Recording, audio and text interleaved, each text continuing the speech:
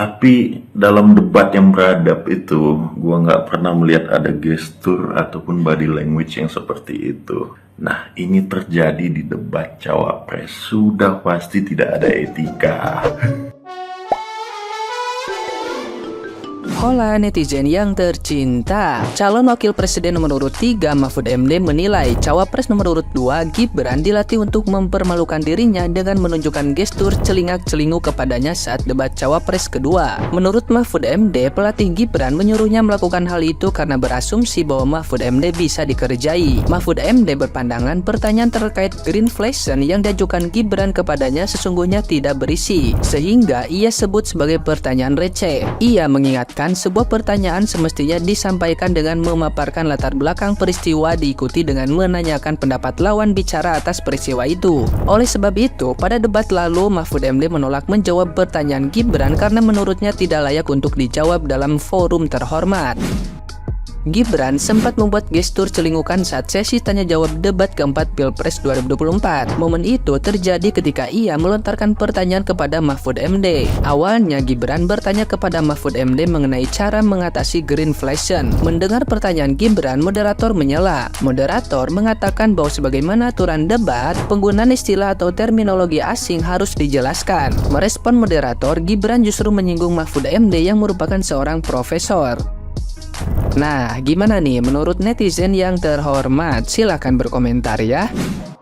Yang nonton debat semalam pasti tahu ini bahwasanya 01 dan 03 adalah cawapres yang paling layak untuk memimpin Indonesia 5 tahun ke depan. Karena apa? Karena yang dibicarakan semalam mencerdaskan bangsa. Isinya adalah gagasan, nilai-nilai bagaimana memperbaiki Indonesia ke depan, bagaimana memperbaiki reforma agraria yang sudah disiapkan sejak lama yang hingga detik ini masih berantakan. Teman-teman semua, kita paham debat cawapres bukanlah tebak-tebakan terminologi, apalagi tebak-tebakan definisi dari sebuah hal. Tapi lebih dari itu, bagaimana keberadilan bagi seluruh masyarakat adat, masyarakat yang terdampak atas pengelolaan tanah yang tidak beres hingga detik ini. Nah, ini harus dipahami. Debat cawapres itu harusnya di tingkat itu, bukan di tingkat gimmick, apalagi tebak-tebakan terminologi. Gimmick yang menyatakan, Caimin enak ya bawa catatan, jadi ngejawabnya lihat catatan. Itulah yang menyebabkan Anda mendapatkan kritikan balik dari Caimin. Apa kata Caimin? Nggak apa-apa saya bawa catatan, yang penting bukan catatan Mahkamah Konstitusi. Apalagi ngegimikin Prof Mahfud yang menurutku sebagai anak muda ini apa ya? Meninggalkan adab-adab gitu. Ngapain dia? Saya mencari jawaban Prof Mahfud, tapi kok nggak ada. Dan tahu nggak, satu ruangan diam. Apalagi waktu saya nonton debat bareng-bareng ya, nobar debat, itu diam semua. Karena apa? Karena terlalu cringe. Sekelas cawapres harusnya membawa gagasan dan narasi bagaimana Indonesia ke depan, tapi malah bertabur gimmick malam ini. Ya, semoga dengan debat semalam mencerdaskan kita bagaimana cara memilih yang benar. Terima kasih banyak. Salam Merdeka. Kalau cawapres Konoha disebut gak punya etika, apa kabar dengan cawapres Konoha 1 dan 3 ya? Kan mereka nyerang capres Konoha nomor 2 itu kan lebih tua juga ya. Apa boleh kayak gitu? Terus nomor 1 dan 3 dari Konoha boleh nyerang nomor 2, sedangkan pas nomor 2 mau nyerang merasa paling tersakiti. Poinnya adalah setiap apa yang dilakukan oleh 02 di Konoha itu akan semakin digoreng pakai buzzer. Tapi kalau bukan 02 dari Konoha, ya adem-adem aja, komentarnya dihapus, di-report. Konten-konten gue banyak yang di-report. Ada ini juga nih, dan banyak banget. Gue tadinya gak mau nyerang-nyerang mulu, tapi karena gue diserang, ya sudah ya. Udah gitu aja, sedih banget video gue di-report mulu. Pokoknya kalian tahu lah harus milih siapa ya.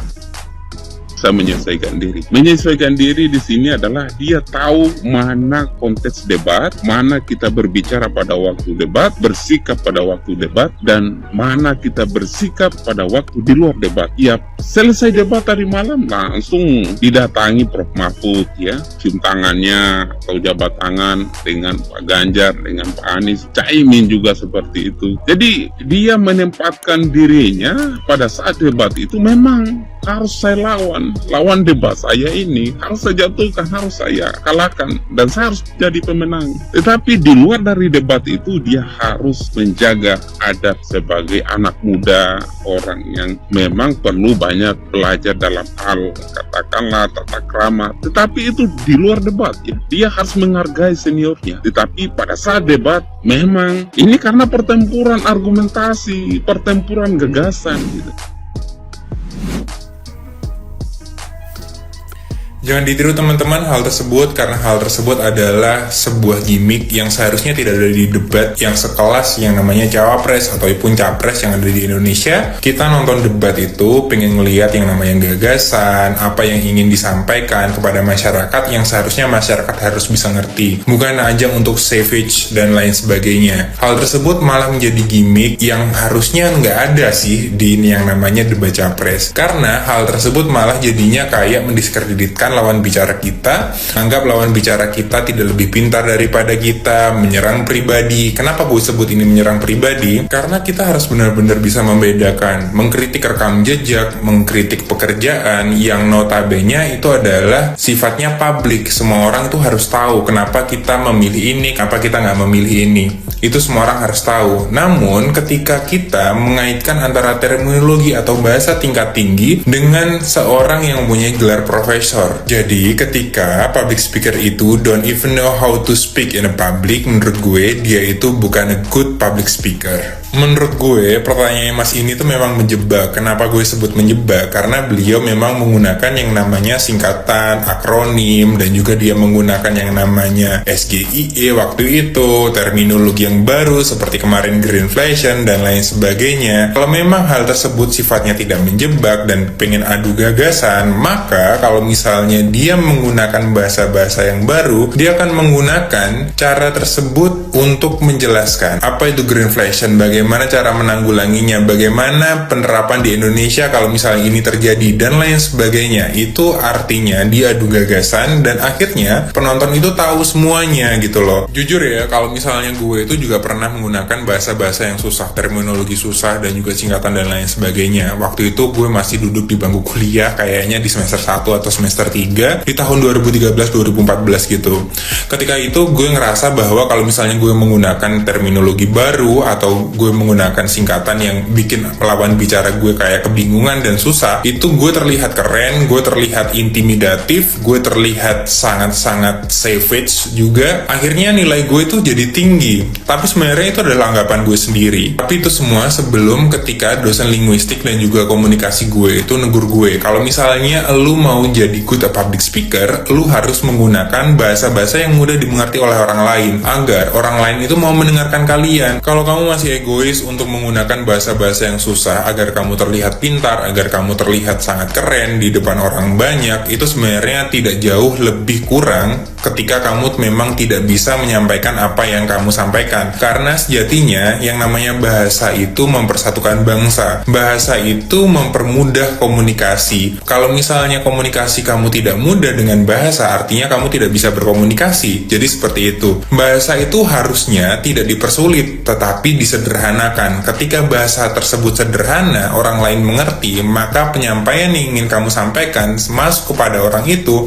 maka kamu adalah good public speaker. Jadi good public speaker itu bukan bagaimana cara kamu terlihat keren, terlihat pinter dengan cara terminologi baru dan apa segala macam, tetapi good public speaker adalah kamu yang mampu menyampaikan apa yang ingin kamu sampaikan, apa yang ada dalam pikiranmu. Jadi seperti itu. Please teman-teman, kalian harus ingat bahwa ini tuh bukan entertain, ini tuh adalah pemilihan presiden dan juga calon wakil presiden untuk Indonesia tahun 2024-2029.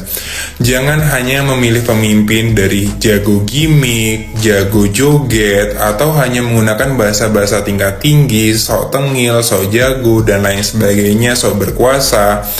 Gunakan pilihan kalian kepada pemimpin-pemimpin yang memang untuk gagasannya itu masuk akal dan juga realistis. Jangan sampai kalau misalnya kalian ditanyain sama orang lain, kenapa lu milih ini, terus kalian bingung nih jawabnya. Gue milih ini karena gemoy, gue milih ini karena gimmick, gue milih ini karena keren, karena seumuran, atau karena dia millennials dan lain sebagainya.